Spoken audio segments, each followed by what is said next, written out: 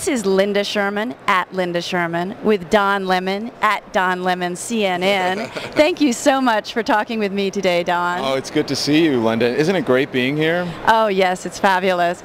I wanted to talk to you about one of my favorite topics, which is the Twitter shared experience. Can you share with us a memorable shared experience on Twitter for yourself? Probably there are a lot, but this one now, I have to say, is beat cancer, right? I mean, we're the #1 trending topic on it, and I think it's the power of an idea and the power of social media, where if you have an idea, it just sort of takes it out there. 1 minute you're talking about it, the next minute it's reality. It's helping to save lives, raise money for cancer research and prevention, so that's amazing. Another experience was during the Iran election and the uprising. That was huge because, you know, there were people who were in Iran who were tweeting and sending me things on Facebook as I was on the air. And, you know, as soon as we could get it verified, we got it on. And without those people on social media, we wouldn't have got it because journalists were barred from there. There was a clampdown, there was a lockdown.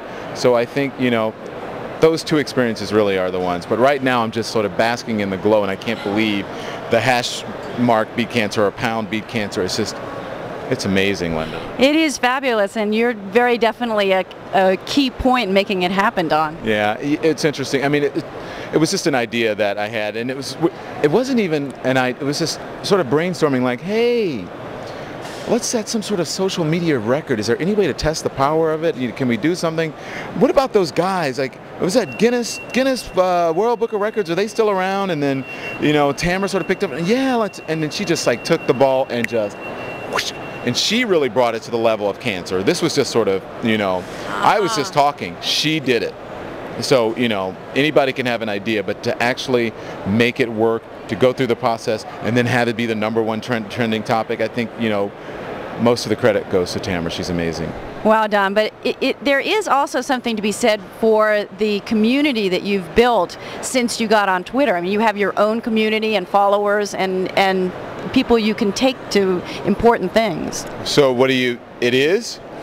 And I don't really, you know, I'm not really aware of it until I have to talk to other journalists or fill in for other anchors, and they'll say, well, use your account because the anchor who fills in or whatever doesn't have as many followers. And I'm like, really? Like, I never even thought about it. And to me, to have, you know, 60, 70, whatever thousand followers it is, and it probably will be more after this, I just never thought about it. It was just me talking to people saying, you know, I want your comments, I want your criticism, I want your points, I want your questions. Send them to me, and I'm open to that. And you can see that that's real, even in person. People who were very critical or who were sort of boisterous about their opinions or questions, I welcome them, because I think that's what it's all about, transparency. And I think that people sort of, it's like the online world, the social networking world. It's kind of, you get a feel for it. You know, it's more about feeling. You're like, oh, this person is real, or this person is, I think people online are more aware of that than people who may just be at home watching television in the old way. It really is true, because it's a continuing conversation, and you can really feel a lot about a person. And more, it's less cerebral and more visceral and sort of evolved in a, you know, I hate to be in a holistic, but it's sort of in a holistic kind of way. You know, I think that people who use social media, for the most part, maybe, you know, may meditate, or, you know, they may do, you know, yoga or some sort of thing. But there's a vibe and energy that you can't really calibrate, right?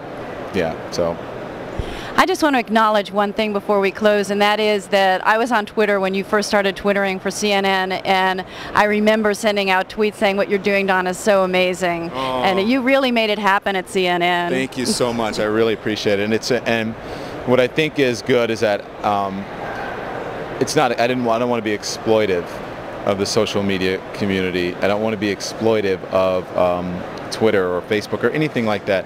I really want to find a way that we can all work together for the benefit, for the good, for us all, to benefit us all. Social media for social good, I think, is the best way of putting it.